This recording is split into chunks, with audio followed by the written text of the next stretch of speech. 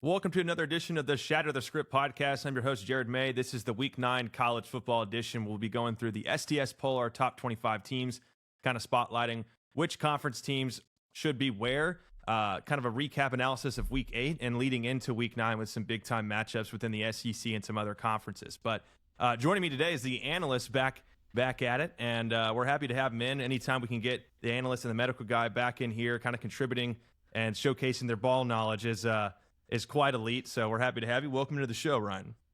Yeah, well, I'm glad to be back. You know, a lot of ball to talk. There's been a lot of events that have been happening in college football, especially this last week. So, oh yeah, and we're gonna dive into it all. And I was joking before, kind of off the record. You know, it's not just me that comes up with this top 25. I usually throw a top 25 in there, and then if I miss anything, which it takes a lot of time making it in the first place, if I miss anything, you know, Ryan and Jacob and two of my other buddies are always contributing to make sure I don't I miss a step and make sure all the nooks and crannies are taken care of when we release the STS poll out. So we're holding you accountable.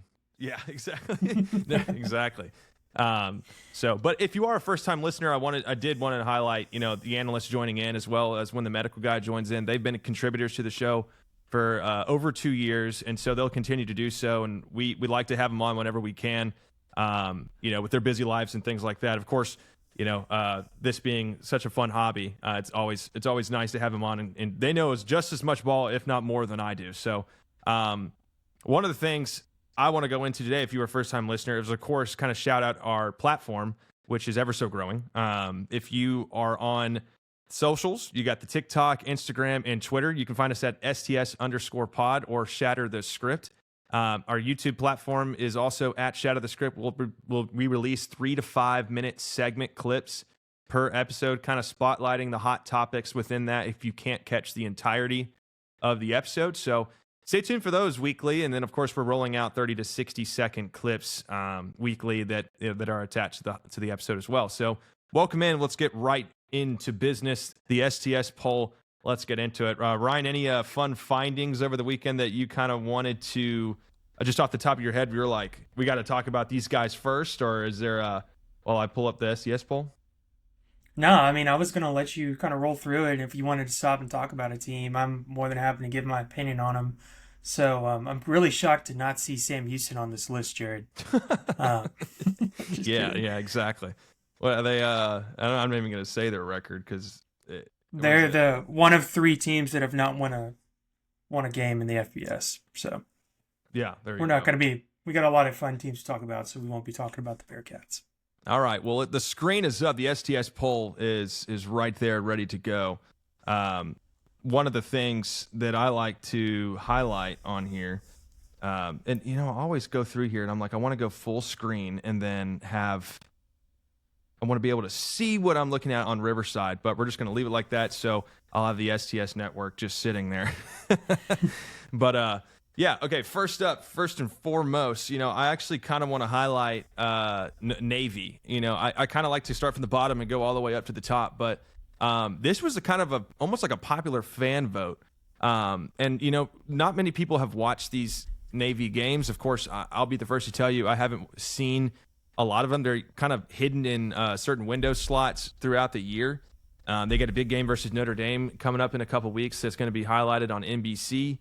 But, dude, Navy is undefeated. They're one of the few undefeated teams left in FBS, and the AP and the coaches poll, they keep leaving them out. And so I'm thinking to myself, you got all these 5-2 teams that might be in a bigger conference, but what have those 5-2 teams done to be ranked that Navy has not done? And you know, if we're going to rank a team like South Florida for what they've accomplished and not rank a Memphis who's 6-1 as well, who was on the STS poll in Week 8, I just thought it was nonsensical. But just kind of a quick highlight there. Navy needs to be in there, and as well as Tulane.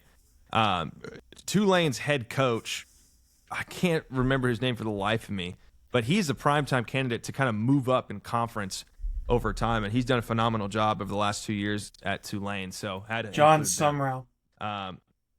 Say it again. I think it's John. I don't know how to say his last name. It's Jonathan Sumrall. Oh, Sumrall. Okay, gotcha. I know he had. It might be Sumrall, but it's John Sumrall. Yeah, somebody in the comments is going to be yelling at us to get the name right. But Let's start in the Big Ten. We got Michigan re-entering the fold at number 22. And we've talked a little bit about Michigan in the past, talking about Bryce Underwood, his path as a true freshman quarterback. Of course, we went through the NIL and had the negotiations prior to with Tom Brady and Dave Portnoy coming in there. So 5-2 on the year, just coming off it when they beat Nebraska a couple weeks ago, had a big game win this past weekend versus, I believe it was Washington. Yep. Washington, it was a pretty 24-7 victory. Yeah. So your thoughts on Michigan so far? I mean, I like to go into it, but I mean, their running back has had a hell of a year. Bryce Underwood is seemingly starting to grow in efficiency.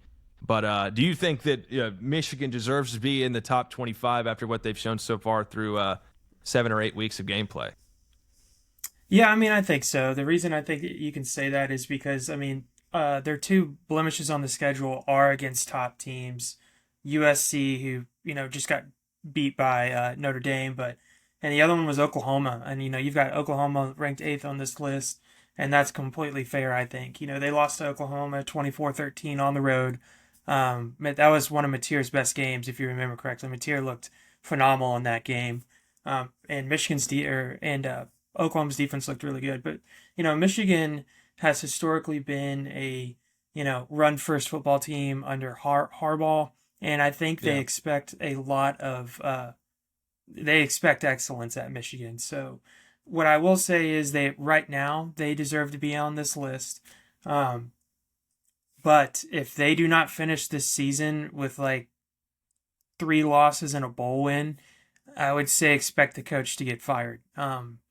Outside of that, their game against USC, one of the blemishes they have on their scorecard, I guess you could say, is pretty embarrassing. Going on the West Coast, Michigan's always prided themselves on being the big, tough team of the Big Ten, and you let a candy ass in quotations come in there and you get dogged at their stadium and ran all over.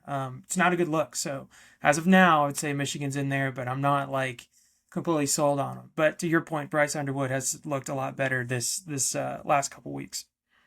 Yeah, and I will say in contradiction to Michigan, I know that, contradiction to Michigan, like we saw USC in Week 7 beat the brakes off of them 31-13, and then USC goes into Notre Dame's home field, and that's a big rivalry game. I think they played each other last year at the end of the year, and Notre Dame won that game too. In a similar fashion, I think defensively, between their talented defensive backs, created some turnovers and generated some points on the defensive side of the ball. And the same thing kind of happened in this previous matchup between USC and Notre Dame. And watching USC at 5-1, I was genuinely curious, coming off of a big win versus Michigan, who I had ranked that week. What were they going to be able to do against Notre Dame, who, everyone not named Michigan fans kind of has concerns about with their losses? And if you were watching the football game, USC was in it. They were up in front in the third quarter. I believe it was 24-21, and then all of a sudden the offense just completely collapsed. They were trying to run trick plays that turned into fumbles, which Notre Dame capitalized on. And so, within the Big Ten and seeing the comparison between a USC and then a Michigan now, I think Michigan is going to be heavily reliant on establishing some form of a run game, which they've kind of been successful on so far, but they're going to drop a few games here and there, just duly because they're ran by an 18-year-old quarterback. And that's no knock on Bryce Underwood. The future is far too bright for Bryce Underwood as a Michigan Wolverine. But yeah, he's looked good. I think and I think you make a good point, because I don't think their coach is who they want it to be. I think that is the coach that they were dealt after Harbaugh left, and they said, well, we beat Ohio State to be 7-6 or 6-6, whatever it was last year, and this year we're going into it. Bryce Underwood, see what he can do, and it's kind of looking like an 8-4 type year with maybe a bowl win, and that's not the standard at Michigan. So there's a big coaching carousel going on right now, which I'm sure you were probably eager to talk about as well. But, Billy Napier just got fired at Florida.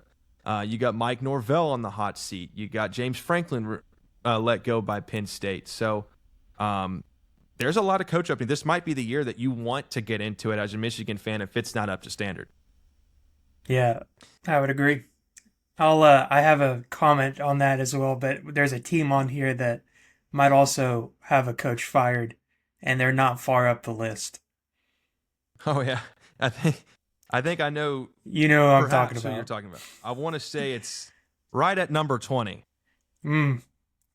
Yeah, that'd be correct. I could be wrong. Mr. LSU, but Okay, yeah, I was gonna say. I'll let you go where you want to go. Well, that's where we're going next. Is I have LSU and Tennessee neck and neck in kind of the same exact spot, and I put teams in front of them, which I'm really not going to cover too much about Cincinnati, Virginia, South Florida, and maybe a little bit of Louisville because of their big win over Miami. But those teams are going to shuffle around. I think they're there for now, but over time, there's going to be a lot of shuffling because South Florida's got a big matchup versus Memphis this week. If they win that game, they're clearly the G5 favorite as a contender. If not them, then maybe Navy. But between LSU and Tennessee, my thought process behind putting them at number 20 and number 21 was I see basically a yin and a yang between these two teams where LSU's defense seems to play at a better level. They're not a complete unit, but they play at a better level than what you would see at Tennessee, which they have practically gotten boat raced defensively by Georgia, by Mississippi State, and then most recently by Alabama and letting up 37. And Arkansas. And Arkansas scoring, what was it, 31-ish points? 34. And that was late. Or 31. Yeah, they won that game, but they gave up 31 to Arkansas. So yeah, and so I look at that, and then I look on the flip side. It's Tennessee's offense is nonetheless way more powerful and explosive than LSU. They're putting up far more points. They've practically been winning because they're outscoring the opponents in these shootouts, whereas LSU has been very stalemate. I think that has to do with pass pro for LSU. I see Nussmeier on the ground a lot, and not to mention, I think Nussmeier is banged up, and they're not talking about it because, as mentioned or as I've researched online, I see that a lot of Nussmeier's biggest games last year, he did his, how would you phrase it? His best passing performance this year, he did like 7 or 8 times the previous year. So there's something going on within the LSU's offense, whether it's an injury as well as pass pro, that I think is severely limiting LSU. So there's the yin and the yang between those two teams. But what have you seen, any commentary on LSU? yeah, so I'll start with your 21 ranked team on here, and that's Tennessee, and I would 100% agree with you. I think that the team honestly reminds me a lot of last year's team with Nico. I know they switched quarterbacks, but I mean, Tennessee's offense is very strong. Joey Aguilar's been great as the quarterback, and then if you go look at the running backs, I think on the season they're averaging 5 yards a carry for running backs. They've got a 600-yard rusher, Deshaun Bishop already, so their offense is really, really strong.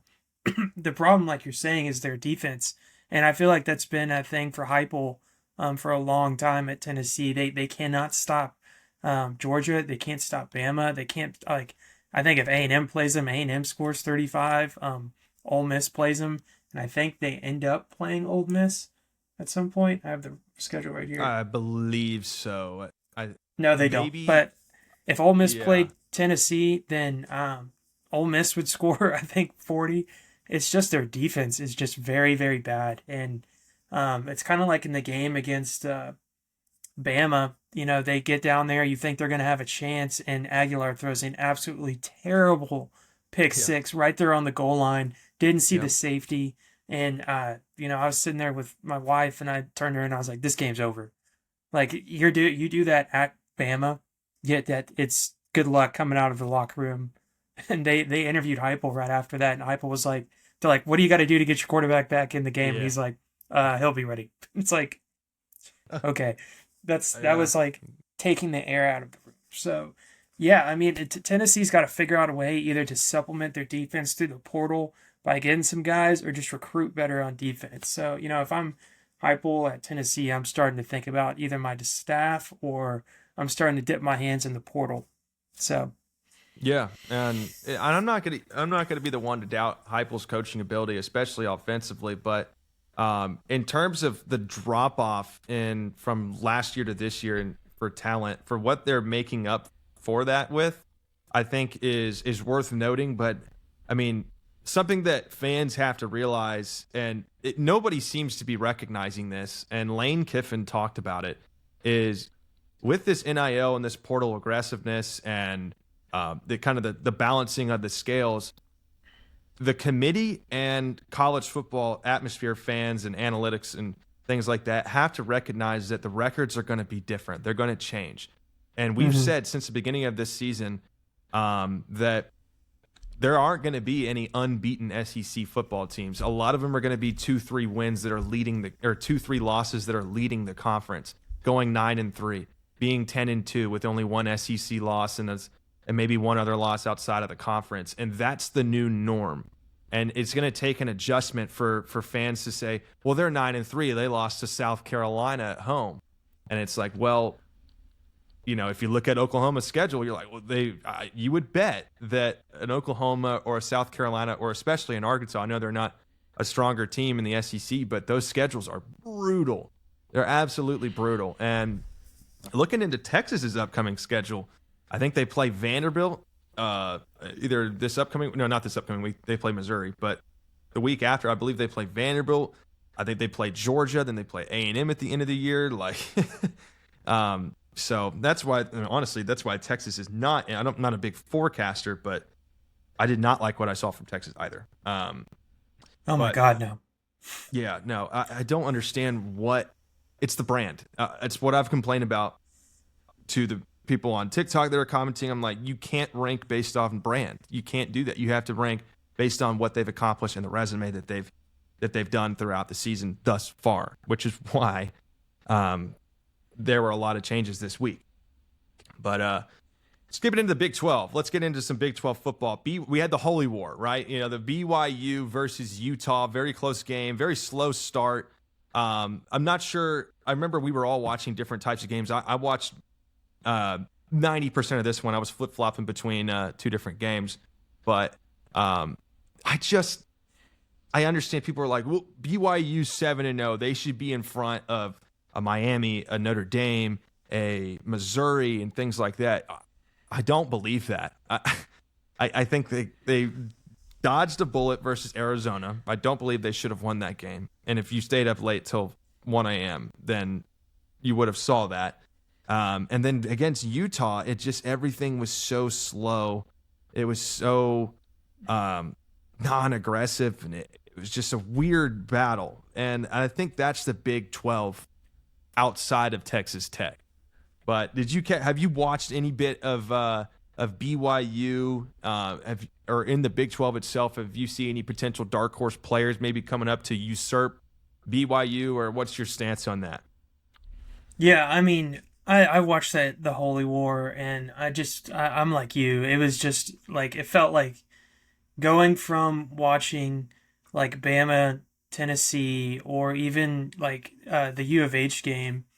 Um, Watching BYU is just, it felt lethargic. It felt slow, and they just don't really impress me much. But they haven't really played anybody. But they all, like you, all the games you mentioned, they almost slipped up on. But I mean, if you look at their schedule coming up, I don't think they stay in this position. They play Iowa. They play at Iowa State. I think Iowa State could give them a run for their money. Then they play Texas Tech, at Texas Tech, and then There you go. my dark Yeah. horse in the Big 12 that I really like solely because of their quarterback is TCU. I don't know if you Yeah. watched any of that Baylor TCU game, but I've been kind of keeping my eye on TCU just lately because I really like watching Josh Hoover play, and he's TCU. I think could beat them too, and then they got to go play ranked 16 that you have right here, Cincinnati, at Cincinnati next. So I don't know how long that's gonna last, And if they build their resume, then I'll retract my statements. But I'm with you on BYU. I think they're only there because they're 7-0. I don't think they stay on top of the Big 12. Um, you know, we're going to get to Tech Yeah. here in a little bit, but that's going to be a tough ask for BYU, in my opinion.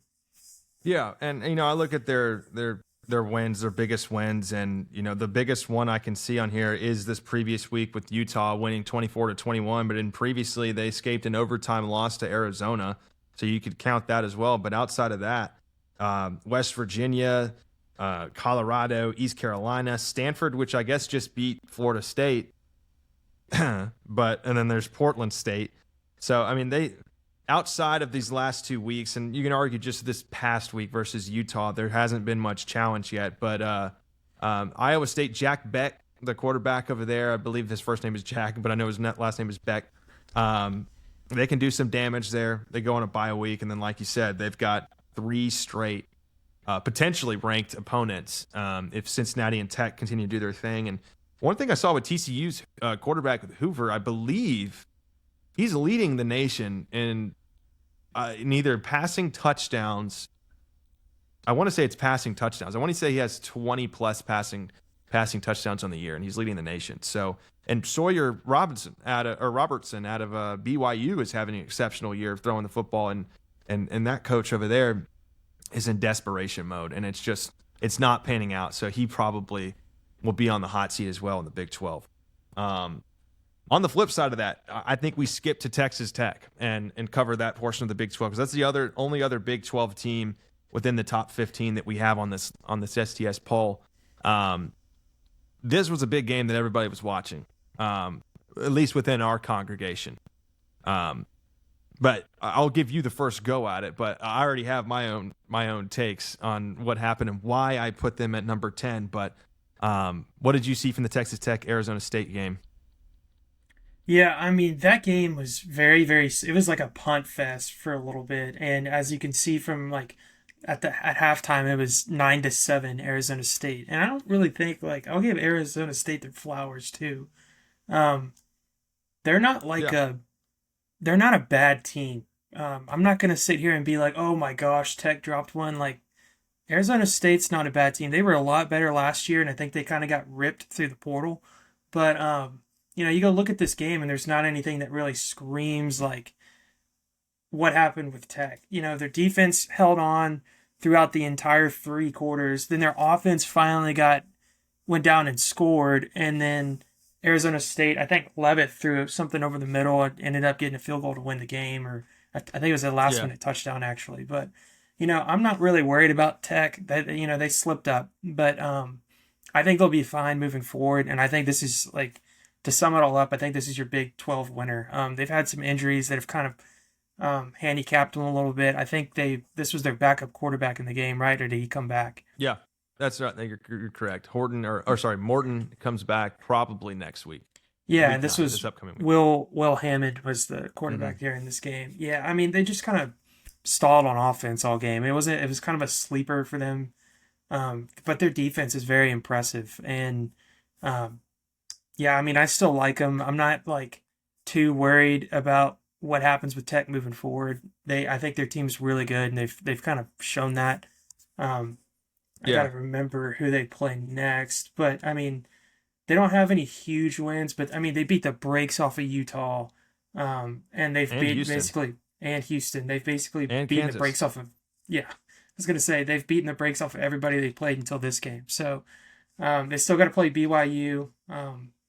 But yeah, this will be your Big 12, at least in the Big 12 championship for sure. Yeah. And my reasoning for putting him at 10, the AP poll, I believe, has him at 14. And I think in the previous week it had him at 5, which could be the death of a lot of teams when they rarely make it to the top 5 on any sort of form of ranking. And then all of a sudden it's like, well, oh, great, you put us number 5. So the karma puts us with a loss, and now we're scooted right back. So I don't see it that way. I kept him inside the top 10 solely because when I was watching this game, I saw 3 unrecovered fumbles. I saw 2 dropped interceptions. They forced 3 field goals. They were dominated on time of possession because the Texas Tech offense was stalling. And and then they were playing with a backup quarterback. Yeah. And with all of that, all in the same category, I looked at it in terms of how did they finish the football game? Well, that late touchdown pass, very quick, got down the field, boom. Okay, we're right back within one score, and then force a punt from Arizona State, get a good return on special teams, and score the very next 2 or 3 plays, and now you have the lead, 22-21 or whatever it was. And so I was like, okay, there we go. Like, they can get it done in certain and then all of a sudden their defense is most likely gassed to death because Arizona State had close to 40 minutes of possession time in comparison to Texas Tech's like 20 minutes. I mean, they had more than half, or they had double the amount of time of possession. So that probably played a factor in how the game was finished. So I took all that into account and said, all right, like, Arizona State ain't no slouch. Their defense played phenomenal under the circumstances that they were thrown into. So they're still a top 10 team. And then Oklahoma State this upcoming week, cheeks. Kansas State, chopped. BYU, big game. UCF, and then West Virginia after a bye. So you're looking at one trap game with UCF, and then a big time matchup versus BYU. They could potentially be 8-1, 7-2, something or other within that category. So forecasting Texas Tech's schedule, I'm going to put all my money on black and say Texas Tech is fast tracking their way into the college football playoff as the Big 12 winner. Okay, back to the SEC. We got an upcoming matchup versus Vanderbilt and Missouri. Let's talk a little bit of SEC ball there with Vanderbilt going in, playing LSU at home. A lot of people don't realize this, but they renovated their stadium. So there's a lot more fans and there's a lot more technological advances. So it's a cool stadium now, great environment. Diego Pavia in his 19th year of college football. So get the dub, 31-24. But when you're watching Vanderbilt, are you serious about them, or are you saying are they contenders or pretenders with fire emojis? I think they are contenders. I mean, they look really good in every game they've played. I mean, I like them a lot. I think they're well coached. Their defense is very solid. They've kind of handled everybody they needed to play. The only loss they have is to Bama, and I'd argue Bama's the best in the SEC. So, they went out and handled LSU, and I think they have a really good chance against Missouri. And then they go play Texas, and the way UT looks and the way Vanderbilt looks, I like Vanderbilt in that game. So I think they're appropriately ranked on your chart here at 11. And I also got to say I like Missouri, but I think that Vanderbilt is a better built football team, pun intended, over Missouri. So I think Vanderbilt is a contender. Do I think they play in the SEC championship? No. But do I think that they finish towards the top of the SEC? Yes. I do think they're that kind of team, which is very different than what we've always known Vanderbilt to be, which is the bottom barrel of the SEC, and why are they still in the SEC? So, yeah. And I look at this game and I saw Diego Pavia obviously is your dual threat kind of guy. So 160 in the air, and I think it was 86 rush yards on the ground with multiple touchdowns. And Vanderbilt dominated the time of possession. They had fewer penalties. They outrushed LSU by 139 to 140 yards. So. And then you chalk up one of LSU's touchdowns, which was a miraculous throw under pressure to the line of scrimmage, to which the running back breaks 1 or 2 tackles and takes it the distance. And you're like, okay, like that one got away from Vanderbilt. So you're looking at possibly a 31-17 victory if you prevent that, or a 31-20. So I really thought that Vanderbilt looked like clear as day, the better team than LSU. And disclaimer. Very slight disclaimer, just seeing Nussmeier banged up might be the cause for something like that, but I don't deal in ifs and buts. So, I think that he's overcoming those injuries. Like last week, he looked a lot better against South Carolina. The week before, you could just tell there wasn't a lot of umph on his ball. And then now in South Carolina, that kind of came back. And then in this game, it just goes back to what I was saying about Vanderbilt. I just think that they're a scrappy football team, and they kind of scrapped out a win against LSU. I mean, they were all over Nussmeier in the backfield all game. I think I have the stats right here. I think he was sacked like north of 6 times in the game. Dude. So, I mean, if it wasn't that many sacks, it was the pressure. He got sacked twice, but they had 12 pressures.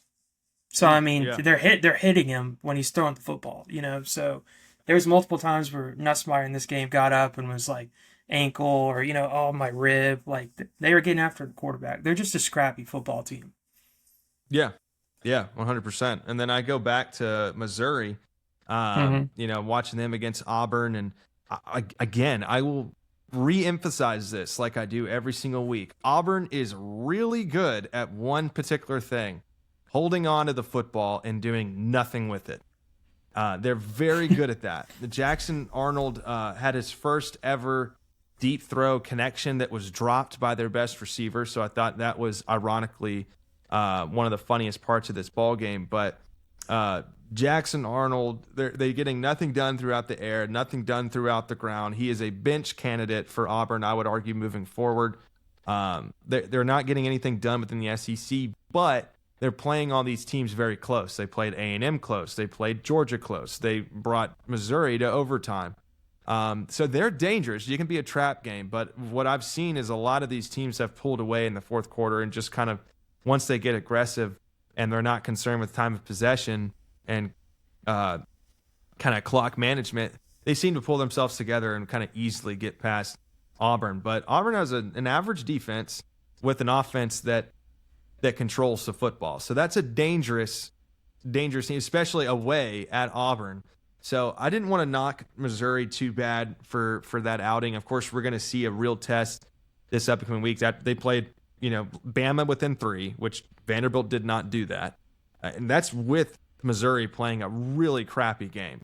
Really crappy. So You talking about the Bama game? Yeah, between Missouri and Bama.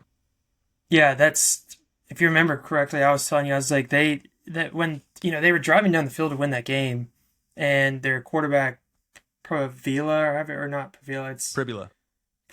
Yeah, they have very similar names.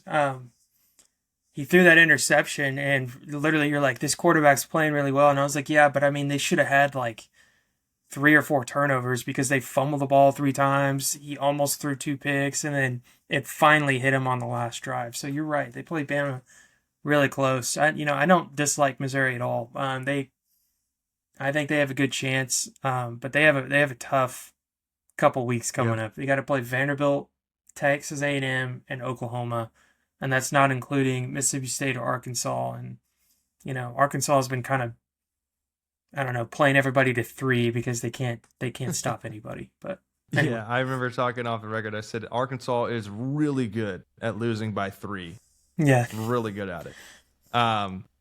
Yeah, and then we'll get into a little bit of Notre Dame and Miami. We got to talk about Miami, of course, but Notre Dame, they're jumping their way up. And they jumped from, I think, number 20 last week to number 13 on my STS poll this week. Defensively, they really capitalized versus USC, like I mentioned before. But the big story with Notre Dame, and it was like this last year as well, is Jeremiah Love and Jadarian Price. Jeremiah Love had, I believe, 230 yards rushing, damn near. And 228 and a touchdown. Yeah. And then Jadarian Price house called a 100-yard kickoff return right after USC got the lead. USC had the lead 24-21 for like a commercial break. And then all of a sudden, Jadarian Price takes it. House call, 100 yards, no penalties, he's in. And you're like, okay, there it goes.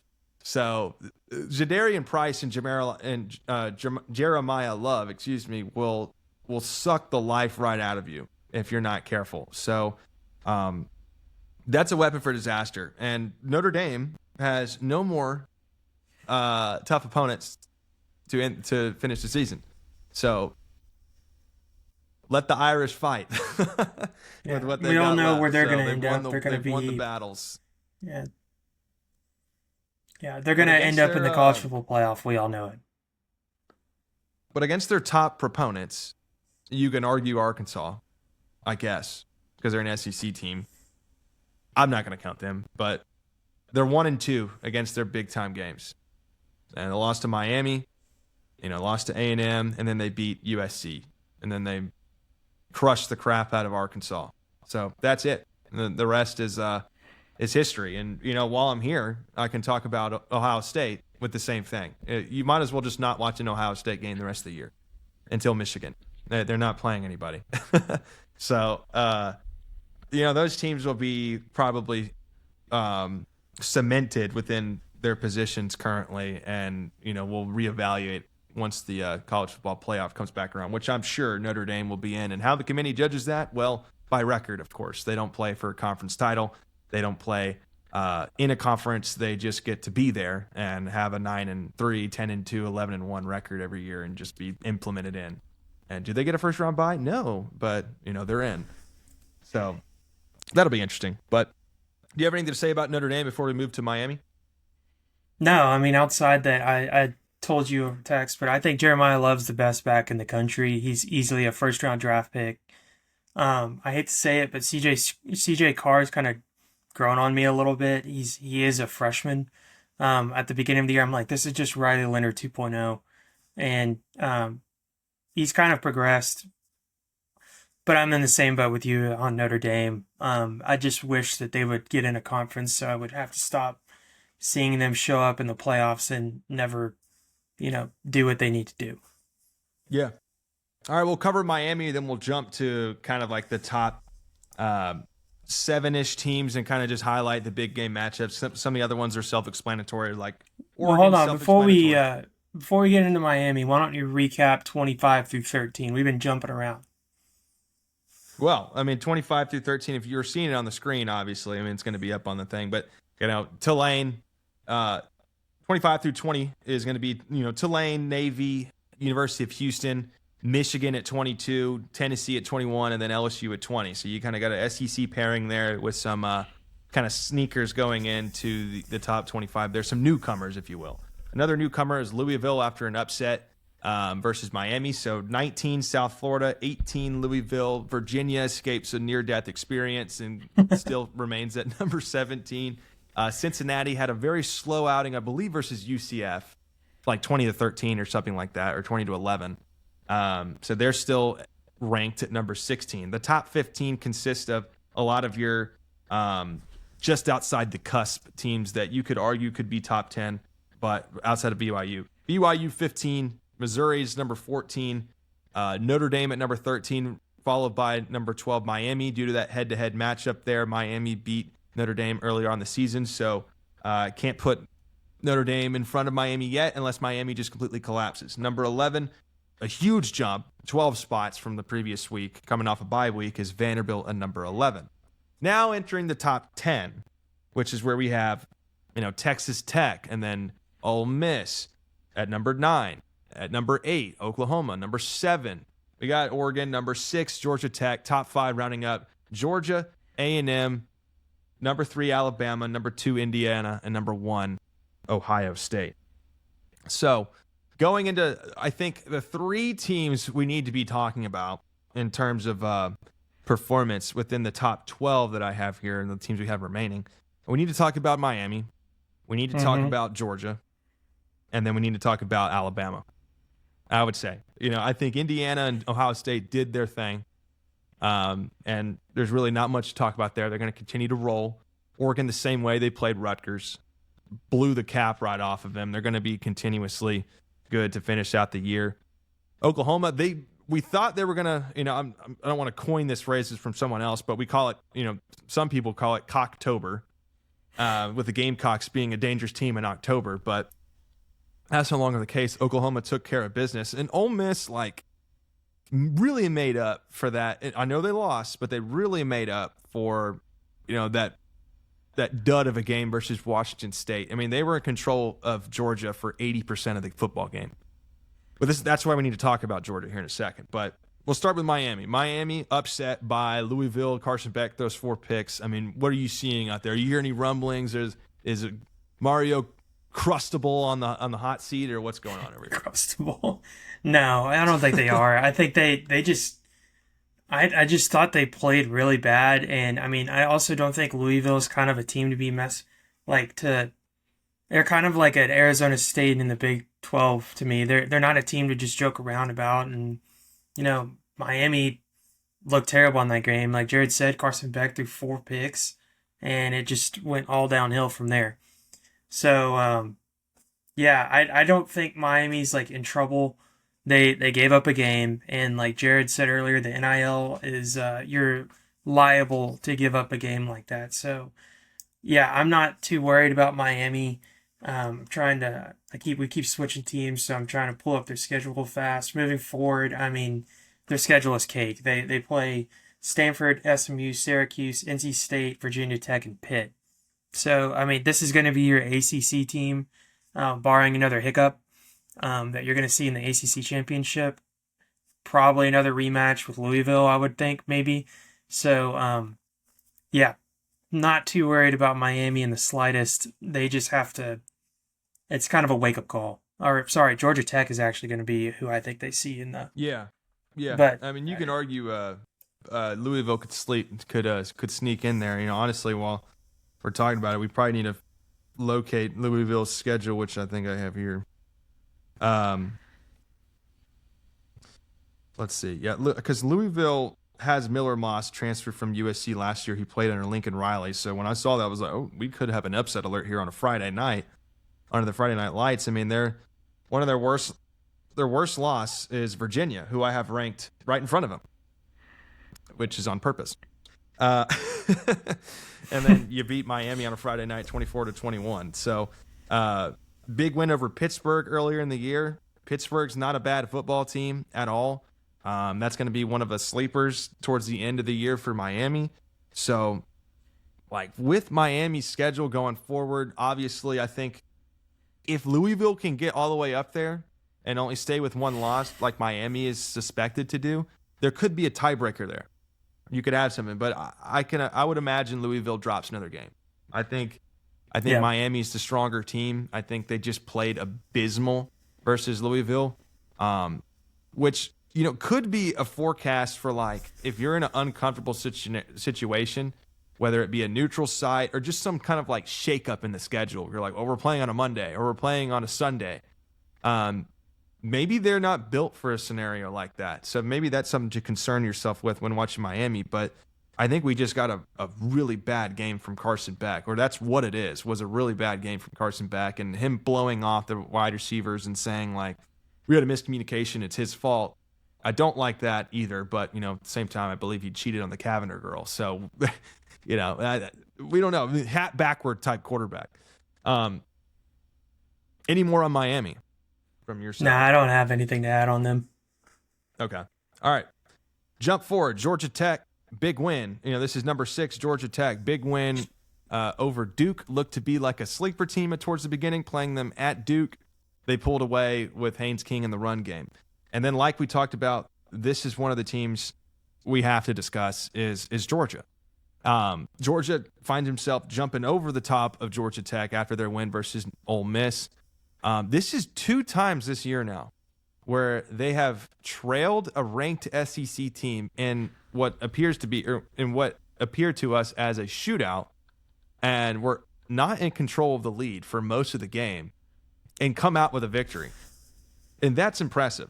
Obviously, looking at the defense, you're comparing an apples to apples with the Tennessee defense, which is why the Tennessee game went the way it did, 41-40 earlier in the year. But looking at Georgia, defensively, they're kind of weak in the secondary, and they get a little pressure up front. But on the flip side, offensively, that is Gunnar Stockton is as cold in the veins as you could get in late game scenarios, which is why I wanted to implement them in the top 5. I mean, they have shown a lot of resiliency in these games where they didn't have control of the lead. So what are your takeaways on Georgia so far this year? They're, I believe, 6-1, maybe have a tough game against Texas coming up defensively, but any takeaways over there? Yeah, I mean, I think going into the year, them losing Carson Beck, you were kind of wondering after watching Gunnar Stockton in the playoffs last year, like what was next. Um, they look phenomenal on offense, and I got to tell you, the Zachariah Branch, the guy that the Aggies got, and then he walked away and went to Georgia. That dude is electric, and he's fast. I really like their offense. I was very concerned about their defense, but going into the fourth quarter, like you were saying, Ole Miss was all over them, and it was 35-26 going into the fourth quarter, and you're kind of like, Georgia's about to blow this. They scored 17 points and held Ole Miss to nothing in the last quarter, and that last quarter went punt downs for that was a 3-and-out, and then 5-play downs for To end Ole the Miss. football game, I'm guessing. Yeah. Yeah. So, they flipped it around, and I think Georgia's strong. I think the weakness is their secondary. So if you can kind of pick apart that, but you're going to have to figure out how to stop them on offense. But I like them moving forward. I was about to pull up their schedule as well. Yep, they've got to play Florida, who can be kind of sneaky sometimes, but they play Florida, Texas, and then Georgia Tech at the end of the year. So, Georgia could easily be in the spot to be back in the SEC championship again. And that's something to keep in mind too with Georgia Tech at the end of the year is Georgia Tech could be undefeated in the ACC, but then acquire their first loss versus a non-conference opponent versus Georgia, and that'll be a good head-to-head kind of outlier to evaluate entering the college football playoff, where both these teams could be 1 or 0 loss teams heading into the final week, and then we get to a really good glimpse on how Georgia Tech would fare with a bigger conference like the SEC. So that's another big one to be concerned with. And I'm not concerned with the Florida game. If College Game Day goes there, I'd be really upset because Florida just fired their head coach. There's not much hope left for them.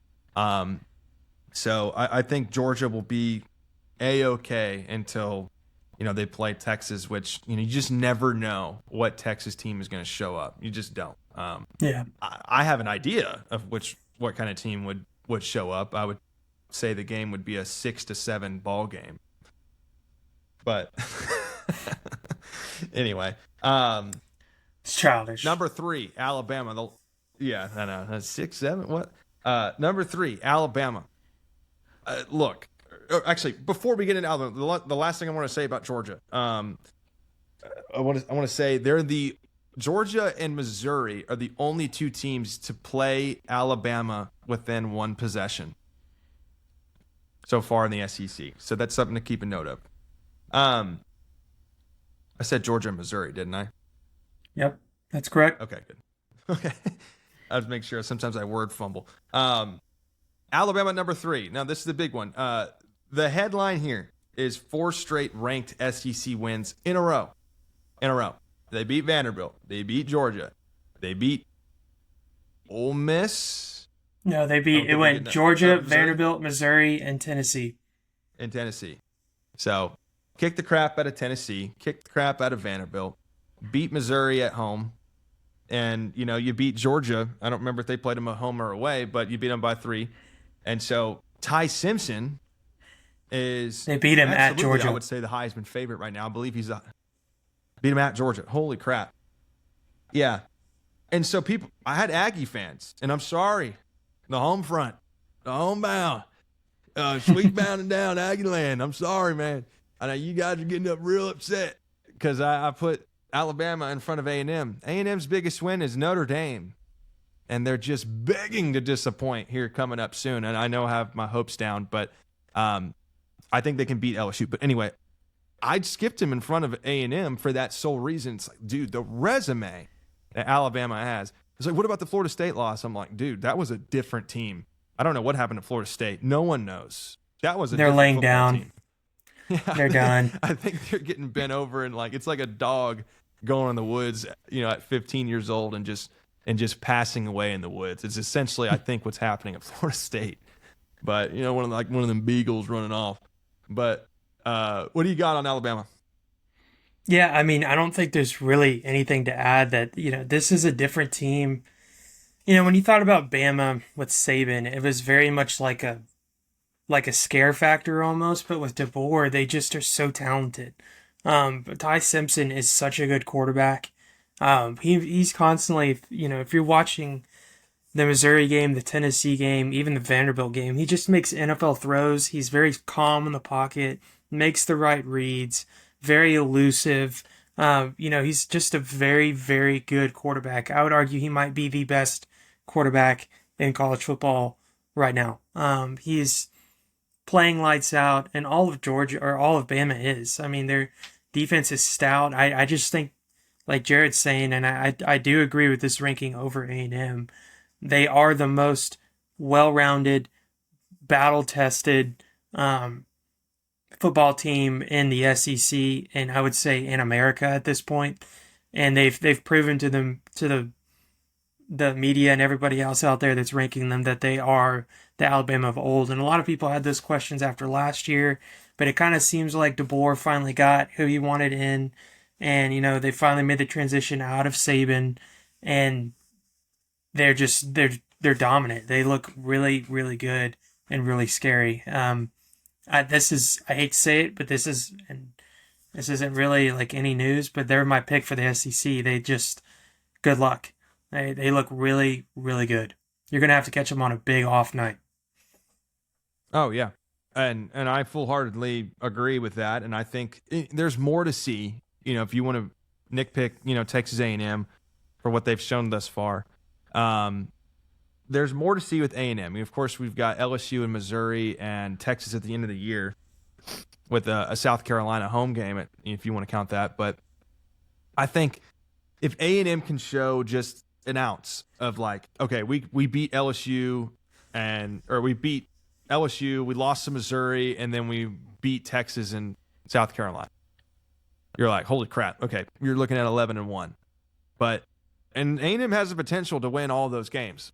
Absolutely. But I'm interested to see how that goes, because if they drop two of them and Georgia starts sneaking up from behind, it's Georgia and Alabama in the SEC championship again, barring strange tiebreakers. But, Alabama showing, that it's a non-conference loss additionally. They could go undefeated in the SEC if they really start to ball out. It's got LSU and Oklahoma left over. So, and I think, if you're looking at the SEC carousel, just real quick before we get into maybe some predictions for next week, is you're looking from the outside, and you're looking at Alabama, Texas A&M, and Georgia being the most likely the front runners. You're going to see Oklahoma drop at some point because of their schedule. I just don't think it's something that's going to be sustainable for them to overcome. I think they heavily rely on material just a little too much. And then Ole Miss could play a factor into that, making the college football playoff argument. Same with Vanderbilt. Outside of that, barring Missouri not dropping in a couple more games, you're looking at those four SEC teams: OU, Ole Miss, Vanderbilt, and Missouri. Everyone else is out, and they're out. Everyone else in the SEC is probably out in the college football playoffs. But those four teams have an argument, and they're fighting for probably at least two of them to get in. And if I had to pick, my guys for that, I would probably have to favor Ole Miss and Vanderbilt to get in over Oklahoma and Missouri. Yeah, I mean, based on the schedules, I'm looking through their schedules. I would agree. Yeah, gonna be tough. Okay, there's a lot to figure out. There's a lot. And just like last year, I mean, I had the episode titled SEC Chaos because it was too much. I literally went through every tiebreaker and every cross-reference win or loss between all the teams. So, all right, let's get into two or three predictions. Let's go three. There's three predictions, a brief reason why in the upcoming college football slate.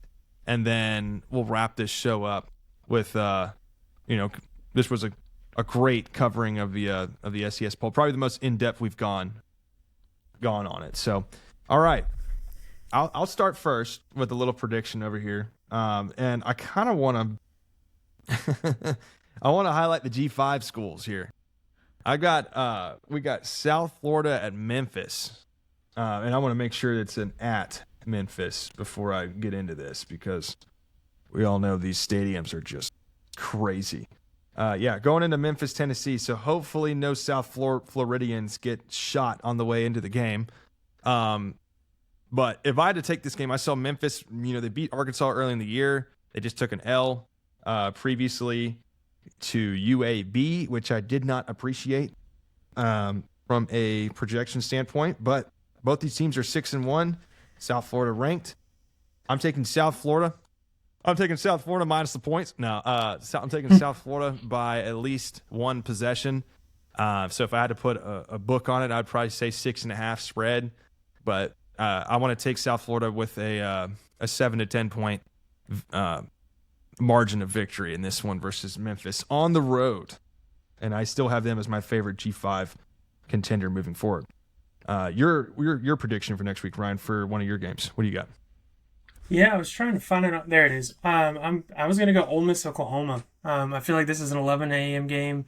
Not a lot of people are talking about this game just because there's a lot of games on this next week that are coming up that are gonna be good. OU's favored minus 4.5. I like Ole Miss in this game just for the reasons we stated earlier. Oklahoma relies too much on Mateer. I feel like Brett Venables has been a really good coach, but it seems like their offense. It looks better than last year, don't get me wrong, but they did have Jackson Arnold. But they just don't have a run game. They looked really bad against Texas, which I think is a really good defense. And then you saw what Ole Miss did last week. So, I would bet against Oklahoma in this scenario. I got Ole Miss winning 27-14 or 35-24, something like that. But I like Ole Miss in this game a lot. And like Jared said earlier, I think this is where you're going to see Oklahoma start dropping some games just because I don't think they're fully there yet. And their schedule is very tough. Yeah, I would have to agree on all those, especially with Oklahoma. I'm going to go with a Big 12 matchup here. I'm going to go with Houston. I had that one on here as well. Okay, yeah. Houston playing Arizona State.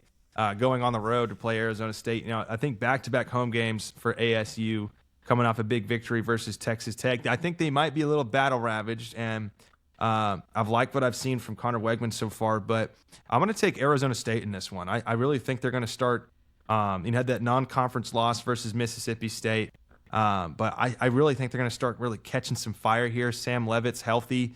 They're mobile on offense with Sam Leavitt in the game. I really like their head coach over Houston's. I think they have more depth. So I'm going to take Arizona State by 3 to 5 points in this matchup at home, and Houston will earn their second loss, and both teams will move to 6-2. Your second prediction. Well, that was my second prediction, and mine was almost the exact same. I've got Arizona State winning this game by a touchdown. I like them at home. And, I just think U of H against Arizona State. I don't know. I just like Arizona State a lot. So they've kind of impressed me in some games, and they've played a lot of people close. Had some injuries earlier in the season that made them, I think, drop a game or two. So I like Arizona State by a touchdown in this game. I'm going to go 35-28 because it's a Big 12 game. So, there will be points on the board. Points everywhere. Other one, I have to go with the hometown. I have to go Texas A&M at LSU. Now, LSU is in dire need of a win, a dire need. But I look at this pass protection for LSU. I look at Cassius Howell. I look at Will Lee III. On the outside, look at Torian York. On the inside, playing middle linebacker. And then I look on the offensive side, which is more powerful. What has A&M done to win them football games in the past? Well, they've ran the ball effectively. When the running the ball doesn't work, they throw the ball to Mario Craver and Concepcion. And then I know they're not going to have Le'Veon Moss. That could play a factor. But I just see all these pits that A&M has relied on to win them a football game. In any circumstance so far this year, you need them to score 50, they can score 50. You need them to score late in the game against Notre Dame, they can do that. You need them to play defense, they did it against Auburn and Florida and Mississippi State. So I don't trust what Brian Kelly is doing over there. I think they can easily drop this game. Call me crazy. I've got Texas A&M winning this football game 27-21. and LSU falls to 5-3, possibly firing Brian Kelly. And another disclaimer, I am not a homer. I am not going to be sitting here telling you that A&M is the bee's knees and just, ride their blanks all the way down to the finish line. So I think most people know that, but I'm taking a risk here. I'm going to go A&M. I got A&M. Yeah, I like that pick too. I like that pick too. I knew you were going to pick A&M, so I went ahead and picked the other highlight game of the weekend. I picked Missouri Vanderbilt. This is at Vanderbilt. And we already kind of highlighted this. I like Vanderbilt in this game. They're, a scrappy football team. I think they slightly edge Missouri. And I think this line is really tough. If you look at it, it's Vanderbilt minus 2.5. I think I would take that solely because I think Vanderbilt wins by like a field goal. And so, if they can stop Hardy, who I think is, that's Missouri's running back, sophomore. I think he's might be the second best back in the college football right now behind Love. So I've got Vandy up 31-28 in that game, and that's going to be a fun game to watch. That's a 2:30 game, so make sure you have your TV on for that one. Oh yeah.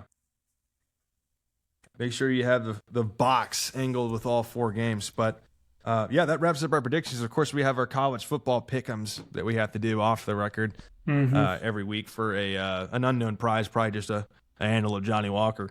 But anyway, that was our rundown of the STS poll week 9, the top 25 teams, as well as some of our key predictions for the upcoming week. Some Big 12 matchups that are fun to watch. A lot of SEC games that have aligned this upcoming week. If you're looking at Big 10 teams, there's just been a huge drop off in schedule, until Ohio State plays Michigan later in the year. So a little bit of a downside there with that conference, but ACC, Big 12, SEC, things like that, definitely eyes on, looking at it, evaluating, and moving forward. But if you made it all this way to the end of the episode, make sure to go subscribe to our channel on YouTube and check out the STS segments as well as the full episode. And if you like this, you can share with your friends as well. And we appreciate any support that we can get on that. So TikTok, Instagram, and Twitter, you can find us at Shatter the Script as well. Anyway, this was the College Football Edition Week 9. We will see y'all next week following a very, very fun college football weekend. And the analysts, thank you for joining in and giving your analysis. As always. That's right. All right, boys, gig 'em, and y'all have a good rest of your weekend. No fall weddings. You guys enjoy some football.